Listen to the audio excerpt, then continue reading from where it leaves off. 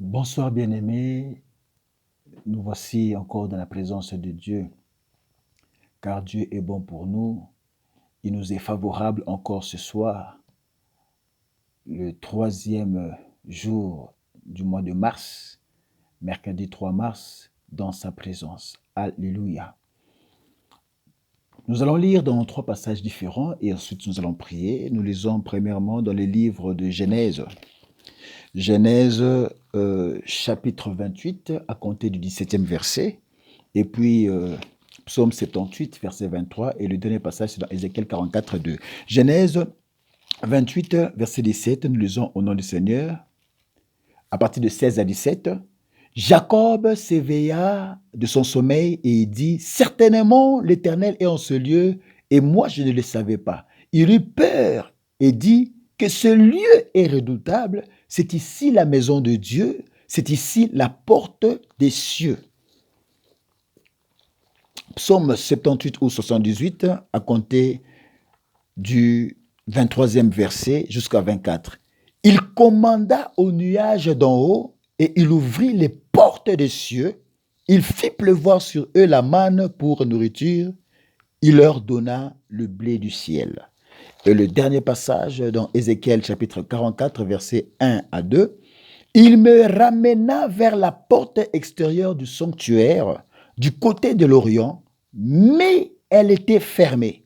Et l'Éternel me dit, cette porte sera fermée, elle ne s'ouvrira point et personne n'y passera, car l'Éternel, le Dieu d'Israël, est entré par là, elle restera fermée. Parole du Seigneur, nous prions. Dieu d'Abraham, Dieu d'Isaac, Dieu de Jacob, Papa, nous te disons merci pour ce soir, car tu nous as donné encore ta grâce, fait grâce, tu nous as prêté ton souffle de vie.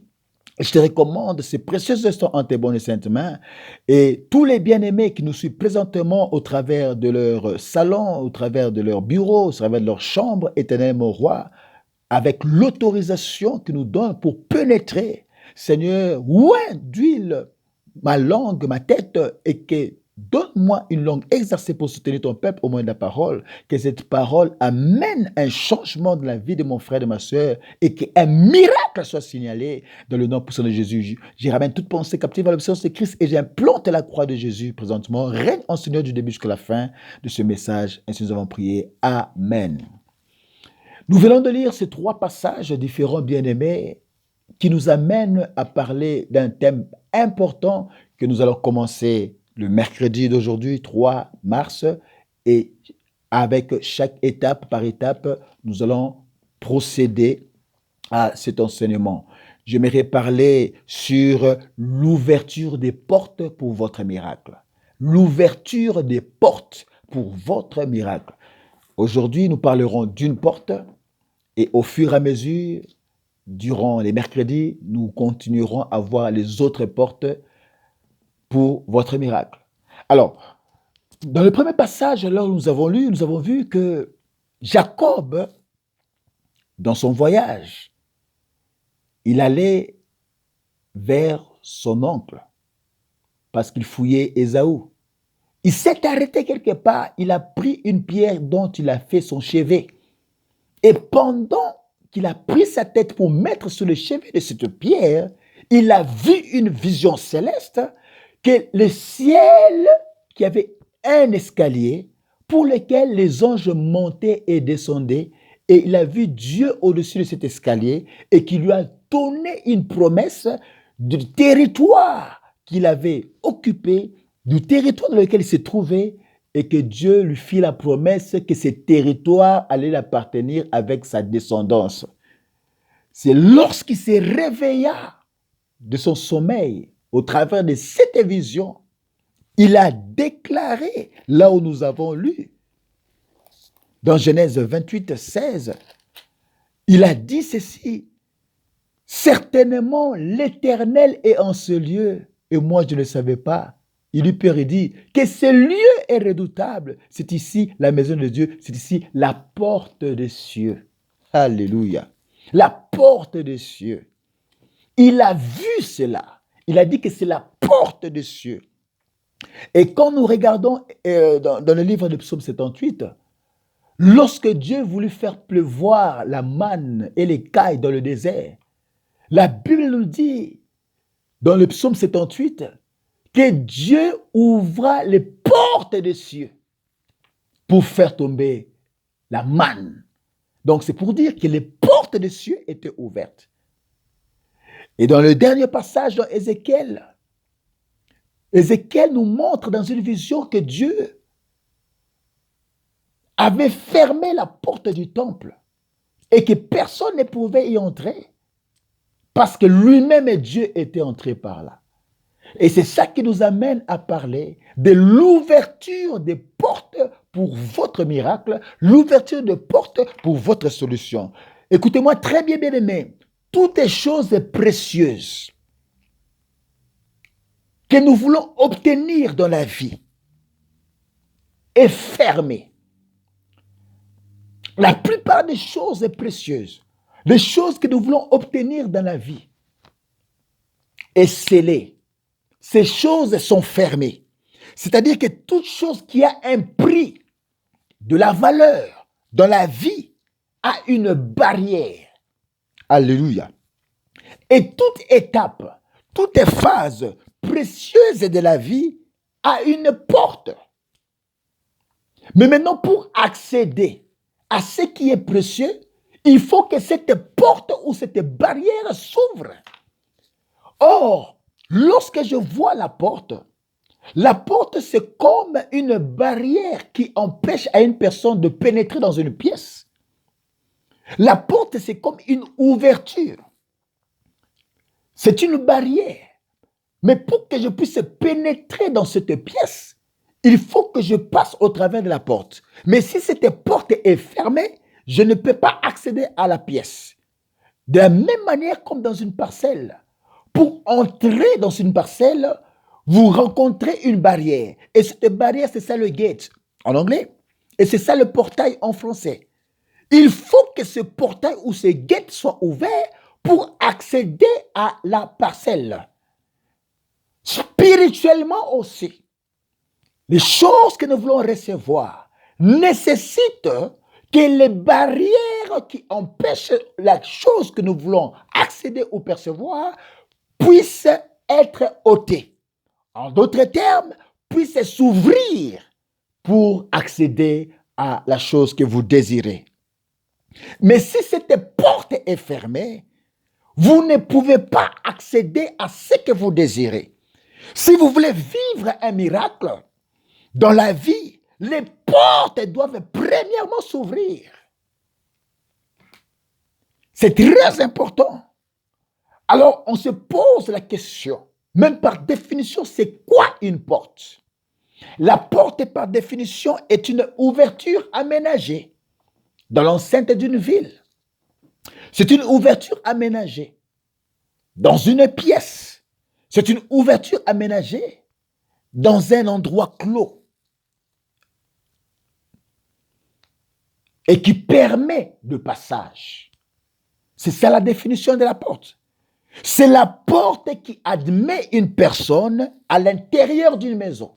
C'est la porte qui admet une personne à l'intérieur d'une pièce. C'est la porte qui permet à une personne à adhérer dans un local. C'est pourquoi cette porte doit s'ouvrir pour accéder. Cependant, quand les portes sont fermées, on ne peut pas accéder. C'est pourquoi elles doivent s'ouvrir. Et si elles s'ouvrent, c'est alors qu'on peut obtenir notre miracle. C'est alors qu'on peut obtenir notre solution. Voilà pourquoi pour ce soir, nous voulons voir la première porte qui doit s'ouvrir dans votre vie, dans ma vie. C'est la porte de la foi. Dans Actes chapitre 14, Acte 14, verset 27, nous lisons rapidement. Acte 14, verset 27, nous lisons au nom du Seigneur Jésus. Nous avons donc envoyé Jude et Silas. Pardon, je me suis trompé. Acte 14, 27. Acte 14, Verset 27. Je lis au nom du Seigneur. Après leur arrivée, ils convoquèrent l'église et ils racontèrent tout ce que Dieu avait fait avec eux et comment il avait ouvert aux nations la porte de la foi. Je reprends. Et comment il avait ouvert aux nations la porte de la foi. Mighty God. Donc, dans ce passage, ça nous parle de l'apôtre Paul. Lorsqu'il est rentré à Jérusalem, parce que Paul, c'est l'apôtre des païens. Dieu a donné une sphère ou un territoire où l'apôtre Paul devait évoluer, c'est au milieu des païens. Il a fait l'évangélisation, il a implanté des églises. Et à son retour à Jérusalem, il a commencé à présenter aux apôtres, et plus particulièrement à ceux qui étaient les plus considérés, comment est-ce que Dieu avait travaillé puis opéré avec lui, et comment est-ce que Dieu avait ouvert la porte de la foi pour que les païens puissent entrer dans la vie sauve. Il a dit, et c'était Luc qui écrivait, son collaborateur, après leur arrivée, ils convoquèrent l'église et ils rencontrèrent tout ce que Dieu avait fait avec eux. Et comment il avait ouvert aux nations la porte de la foi. Donc c'est pour dire que pour que ces nations croient en Jésus, il fallait que la porte de la foi leur soit ouverte. Et si cette porte était fermée, le salut n'allait pas accéder dans ces nations. Voilà pourquoi ce soir, nous parlons de la première porte, c'est la porte de la foi. Pour recevoir votre miracle, que cette porte soit ouverte. Il y a nécessité que la porte de la foi soit ouverte. Alléluia. Si vous faites des choses qui sont naturelles dans la vie, vous serez toujours limité. Et vous serez toujours dans une petite dimension des choses.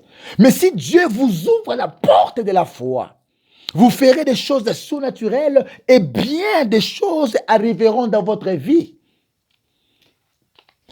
Et l'important dans la foi, ce n'est pas avoir une grande foi, mais c'est question d'avoir la foi. Qu'elle soit même petite, l'important c'est d'avoir la foi.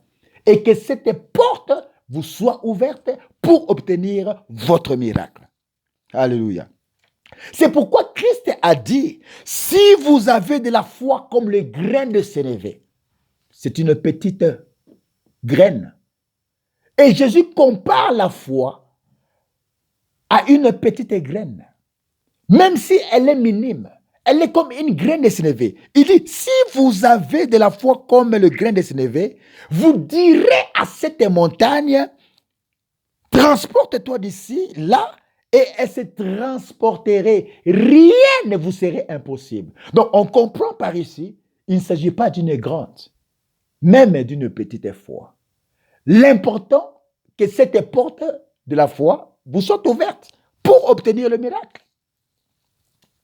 C'est pourquoi Jésus-Christ, le faiseur des miracles, opère en nous si et seulement si nous lui donnons la clé de notre foi. Ainsi, nous avons 3 types de foi que nous devons distinguer et voir encore ce soir. La première porte qui doit s'ouvrir pour ceux qui ne connaissent pas encore le Seigneur, c'est la porte de la foi du salut. Alléluia. La foi pour le salut. C'est pour ça que vous pouvez remarquer des gens autour de vous qui ne croient pas au Seigneur. C'est parce que la porte de la foi ne leur a pas encore été ouverte. Ne condamnez pas ceux-là qui ne croient pas encore en Christ. Ne condamnez pas les membres de votre famille qui ne croient pas encore en Jésus. C'est tout simplement parce que la porte de la foi ne leur a pas encore été ouverte. Il faut que cette porte s'ouvre. C'est pourquoi les apôtres ont fait rapport à Jérusalem. Comment est-ce que Dieu a travaillé avec eux et comment est-ce qu'il a ouvert la porte de la foi aux nations.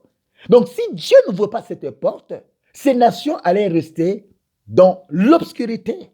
Mais parce qu'il a ouvert la porte de la foi, c'est alors qu'ils ont reçu Jésus-Christ dans leur vie.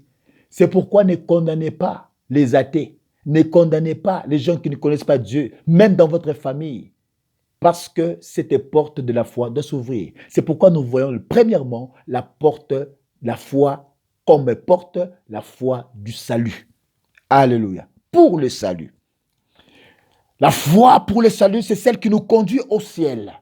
Au salut, quand nous recevons Jésus-Christ comme notre Seigneur et Sauveur, en croyant à l'évangile, à la parole prêchée ou déclarée ou écrite.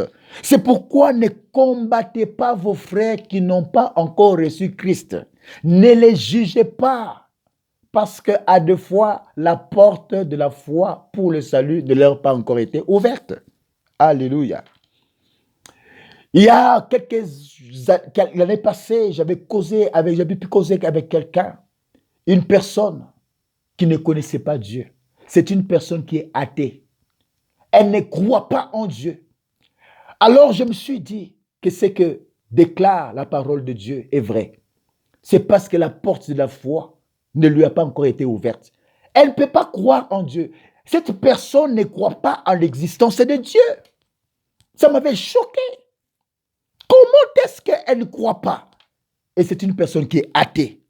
Nous avons eu une conversation, un échange avec cette personne. Et cette personne me dit carrément qu'il ne croit pas en Dieu.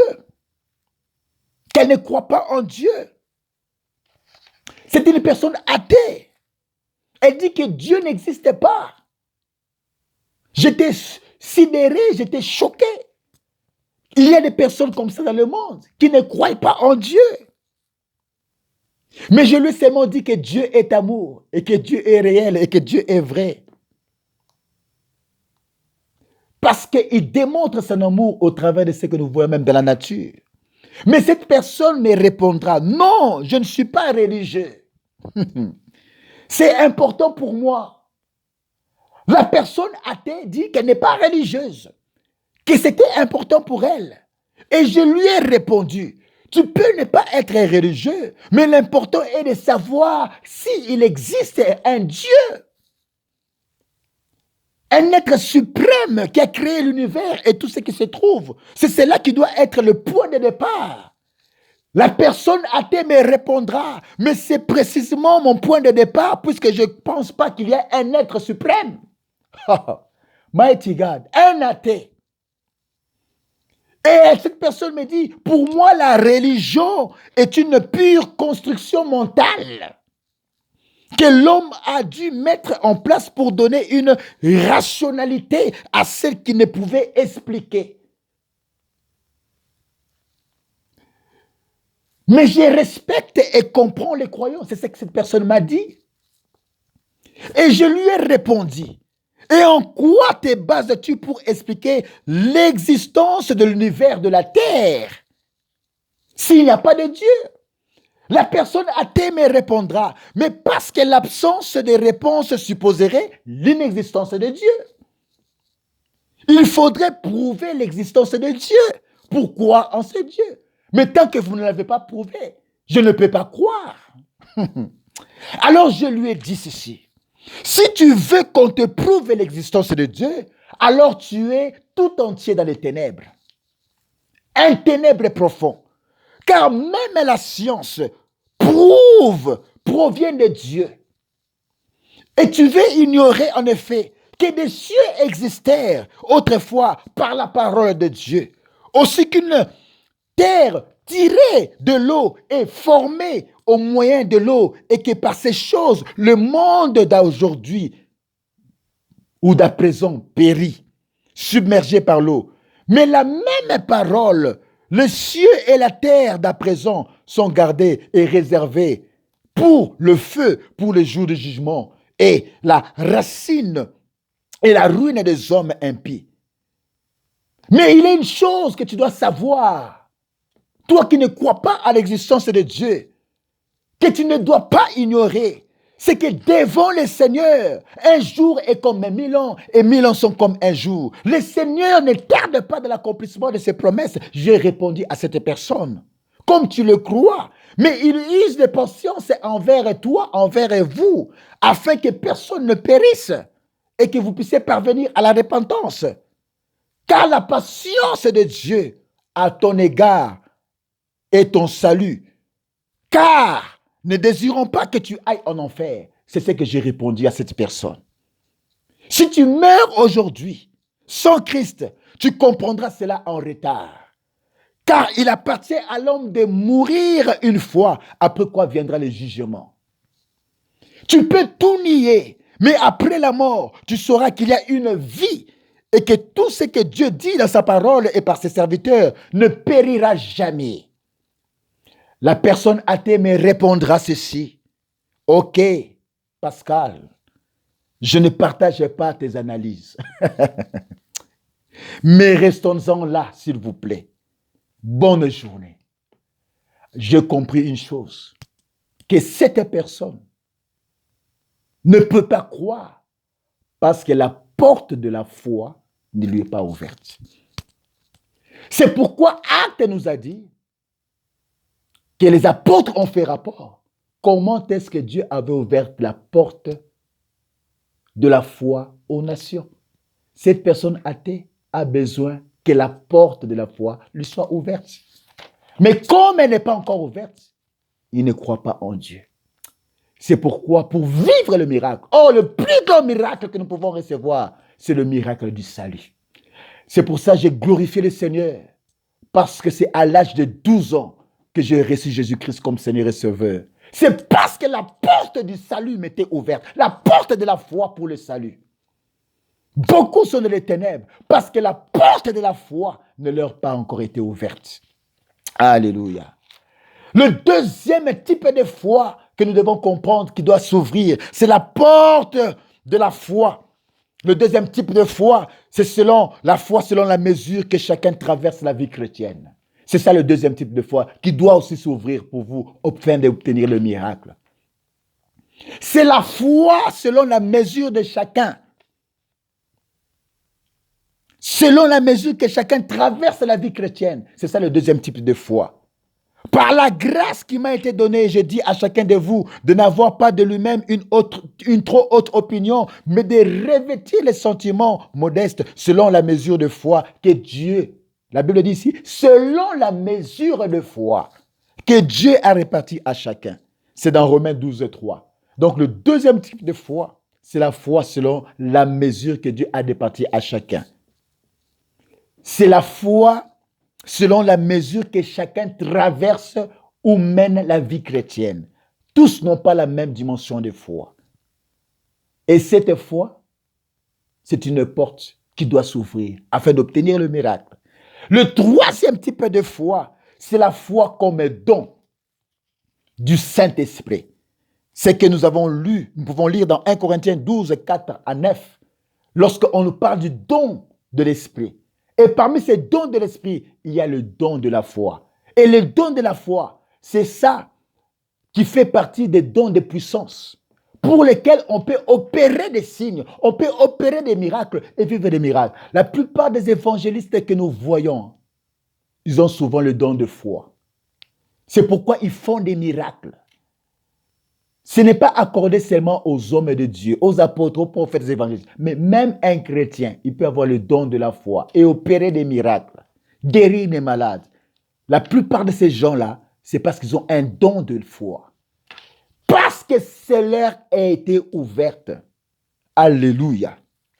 Et cette foi qui produit des miracles, des signes, des prodiges, cela fait partie de la catégorie des dons de puissance, comme je venais de le dire. Ça doit s'ouvrir. Mais si elle reste fermée, il est difficile d'obtenir la solution. Et quand cette porte de la foi s'ouvre, vous ne regarderez plus les climats, vous ne regarderez plus aux nuages, vous ne regarderez plus aux circonstances négatives pour saisir votre miracle. C'est cela que j'appelle aussi la force de l'imagination ou les yeux de l'esprit, car la Bible dit dans 2 Corinthiens chapitre 5, 7, marchez par la foi et non par la vue. Si tu vois des grandes choses, tu auras aussi des grandes choses, car ce qui fait la différence dans votre vie, c'est votre vision. La manière dont vous voyez les choses, c'est au moyen de la foi. Celui qui voit a un langage différent des autres. La personne qui ne voit pas ce que tu vois sera un obstacle pour vous. La valeur d'une personne se trouve dans ce qu'elle possède en elle. Ce que tu es en train de te dire au-dedans de toi, c'est ce que tu deviendras. Et c'est cela qui est la foi. Alléluia. Notre vie dépend non de la vision physique, mais notre vie doit dépendre de la vision intérieure qui est la foi. Et c'est cette porte qui doit s'ouvrir. Alléluia. C'est alors que tu auras la provision nécessaire à cette vision que vous avez. Dieu dit à Abraham dans Genèse 13, verset 14 à 15, « Lève les yeux et au lieu où tu es, regarde vers le nord et le midi et vers l'occident, car tous les pays que tu vois, je te les donnerai à toi et à ta postérité pour toujours. » Par ce passage que nous venons de lire, je voudrais seulement te dire, toi qui me suis, aussi loin que vous pouvez voir, c'est aussi loin que Dieu aussi pourra faire. Et le lieu où vous vous arrêtez de voir, c'est aussi là où Dieu va s'arrêter pour vous. Que cette porte puisse s'ouvrir pour vous dans le nom puissant de Jésus. Pourquoi Dieu ne peut pas être limité? Dieu ne peut pas être limité par vous. Dieu ne peut pas être limité par votre manière d'être. Pourquoi, si c'est la porte de la foi vous est ouverte? La femme syro-phénicienne qui avait une fille qui était malade, elle a connu des barrières. Jésus lui-même était une barrière. Mais Jésus n'était pas une limite pour cette femme. Les apôtres de Jésus qui interdisaient Jésus de ne pas écouter cette femme n'étaient pas une barrière pour cette femme parce que la porte de la foi était ouverte à cette femme. Et elle a pu obtenir gain de cause. Alléluia. Parce que la porte de la foi lui était ouverte. C'est pourquoi ce soir, je suis arrivé à la fin de mon message pour vous dire ce soir, aussi loin que vous pouvez voir, c'est aussi loin que Dieu fera. Là où vos yeux se limitent de voir, c'est là aussi Dieu s'arrêtera. Ça symbolise simplement la foi. Plus vous voyez au moyen de votre yeux, de vos yeux intérieurs qui est la foi, aussi loin que Dieu fera aussi pour vous. Là où vos yeux se limitent pour voir, c'est là aussi Dieu va se limiter. C'est pourquoi il est important que cette porte vous soit ouverte. Et c'est la porte de la foi. Que Dieu bénisse sa parole de ce soir. Nous voulons prier, bien-aimé, je suis arrivé à la fin de mon message. Tu vas demander à Dieu que la porte de la foi te soit ouverte. Jacob a vu le ciel ouvert au travers d'une vision. La porte de la foi lui était ouverte. Demande à Dieu ce soir, Seigneur, ouvre-moi la porte de la foi. Demande que la porte de la foi soit ouverte pour les membres de ta famille qui ne connaissent pas Christ, afin que le miracle du salut puisse pénétrer. Comme j'avais causé avec ce bien-aimé qui était un athée, qui ne croit pas en Dieu, j'ai compris. C'est parce que la porte de la foi ne lui était pas ouverte. Nous prions au nom de Jésus. Alléluia. Dieu d'Abraham, Dieu d'Isaac. Merci, Papa éternel, mon roi, Papa, pour ce soir et ce message. Je prie pour mon frère, pour ma soeur, présentement, là où elle se trouve, qui est en difficulté, qui a des problèmes. Seigneur, que la porte de la foi lui soit ouverte dans le nom puissant de Jésus, afin de vivre des miracles. Pour ceux qui ne connaissaient pas Christ, présentement, toi qui me suis, au travers de ce média, éternel mon roi, qui doute de ton existence, qui ne croient pas en Dieu, c'est parce que la porte de la foi ne leur est pas ouverte.